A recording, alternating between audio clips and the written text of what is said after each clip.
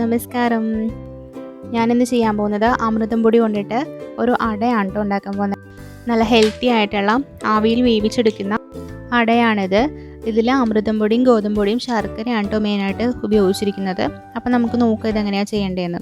അതിനായിട്ട് ഇതാണ് കേട്ടോ അമൃതം പൊടി. ന്യൂട്രി മിക്സ് ആണ് പിള്ളേർക്ക് കിട്ടുന്ന. ഇതിൽ നിന്ന് ഞാനൊരു 1.25 കപ്പ് പൊടി എടുക്കുന്നുണ്ട്.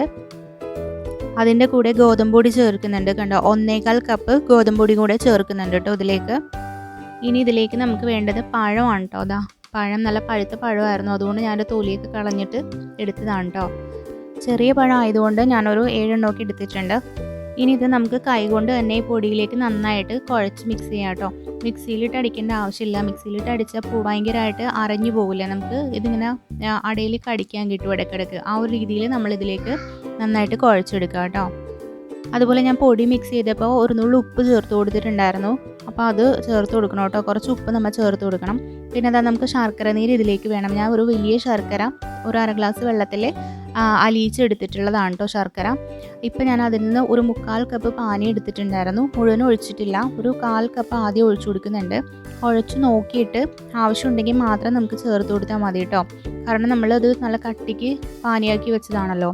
ഇനി ഇതിലേക്ക് ഒരു ടേബിൾ സ്പൂണോളം വെള്ളം ഒഴിച്ചു കൊടുത്തിട്ടുണ്ട്. എന്നിട്ട് നന്നായിട്ട് മിക്സ് ചെയ്ത് നോക്കുക. മിക്സ് ചെയ്യുമ്പോൾ നമുക്ക് പാകത്തിന് മധുരം നോക്കിയിട്ട് വീണ്ടും ഒഴിച്ചു കൊടുത്താൽ മതി. ഒരു 1/4 ഗ്ലാസ് കൂടെ ഒഴിച്ചു കൊടുത്തിട്ടുണ്ട് കേട്ടോ.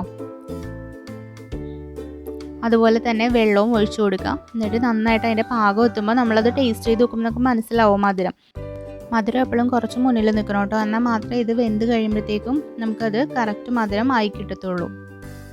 നമ്മളിത് കുഴച്ചെടുത്തിട്ടുണ്ട് കേട്ടോ.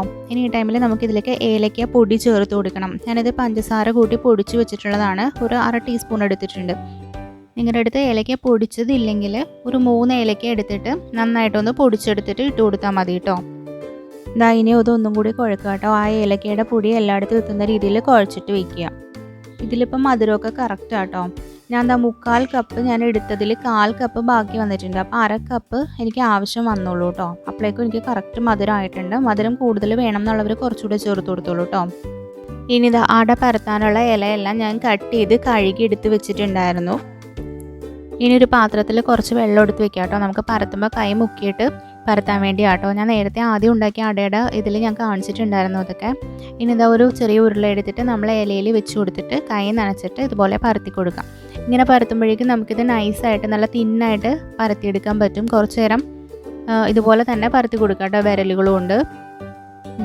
പതിയെ ഇങ്ങനെ അമർത്തി കൊടുത്താൽ മതി കേട്ടോ. വെള്ളം കയ്യിൽ എന്തായാലും മുക്കണം, അല്ലെങ്കിൽ അത് ഒട്ടിപ്പിടിക്കും കയ്യിലും ഇലയിലുമായിട്ട്.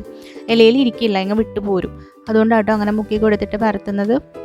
ഇത്ര മതി കേട്ടോ. ഇനി ഇതിങ്ങനെ മടക്കി വെച്ച് കൊടുക്കുക കേട്ടോ. 2 അറ്റവും ഒരുപോലെ തന്നെ വരണം. എന്നിട്ട് നമ്മൾ കയ്യിലെടുത്തിട്ട് അറ്റങ്ങളെല്ലാം ഈ അറ്റത്തെല്ലാം പ്രസ് ചെയ്ത് കൊടുക്കണം കേട്ടോ. അപ്പോൾ അതവിടെ ഇരുന്നോളും. ഇങ്ങനെ എല്ലാം നമ്മൾ അങ്ങനെ ആക്കി എടുക്കുക കേട്ടോ. അട പരത്തി എടുക്കാം. എന്നിട്ട് ഒരു സ്റ്റീമറിലേക്ക് വെച്ച് കൊടുത്തിട്ടുണ്ട്. ഇതുപോലെ ഇങ്ങനെ കുത്തനെ നിർത്തി കൊടുക്കണം കേട്ടോ. അപ്പോൾ നമുക്ക് പെട്ടെന്ന് വെന്ത് കിട്ടും. അല്ലെങ്കിൽ മേളിൽ വെച്ച് കൊടുത്താൽ വെന്ത് കിട്ടാൻ പാടായിരിക്കും കേട്ടോ. ഒരുപാട് ടൈം എടുക്കും. ഇനി ഇതൊരു 20 മിനിറ്റ് കഴിഞ്ഞ് ഞാൻ തുറന്ന് നോക്കുന്നുണ്ട്. അപ്പോൾ ഇത് നന്നായിട്ട് വെന്തിട്ടുണ്ട് കേട്ടോ. അടയിൽ നിന്ന് ആ ഇലയൊക്കെ വിട്ടു പോയിട്ടുണ്ട്. അതുപോലെ ഇലയുടെ കളറും മാറിയിട്ടുണ്ട്. ഇത് നന്നായിട്ട് വെന്തിട്ടുണ്ട് കേട്ടോ. ഇനി നമുക്കിതിൽ നിന്ന് മാറ്റി കൊടുക്കാം കേട്ടോ. വേറൊരു പാത്രത്തിലേക്ക് മാറ്റി കൊടുക്കാം. നല്ല ടേസ്റ്റി ആയിട്ടുള്ള ഹെൽത്തി ആയിട്ടുള്ള ആവിയിൽ വേവിച്ചെടുത്തിട്ടുള്ള അട ഇവിടെ റെഡി ആയിട്ടുണ്ട്. ഇനി അമൃതം പൊടി ഇല്ലയെന്ന് വെച്ച് കുഴപ്പമില്ല കേട്ടോ. നമുക്കിത് ഗോതമ്പ് പൊടിയിൽ മാത്രമായിട്ടും ചെയ്തെടുക്കാവുന്നതേ ഉള്ളൂ. പഴവും ശർക്കരയൊക്കെ ചേർത്ത് നമുക്ക് ചെയ്തെടുക്കാവുന്നതേ ഉള്ളൂ കേട്ടോ. അപ്പോൾ എല്ലാവരും ഒന്ന് ട്രൈ ചെയ്ത് നോക്കണം കേട്ടോ. നല്ല ഹെൽത്തി ആയിട്ടുള്ള ഒരു ഈവനിങ് സ്നാക്ക് റെസിപ്പിയാണ് കേട്ടോ ഇത്. Thank you.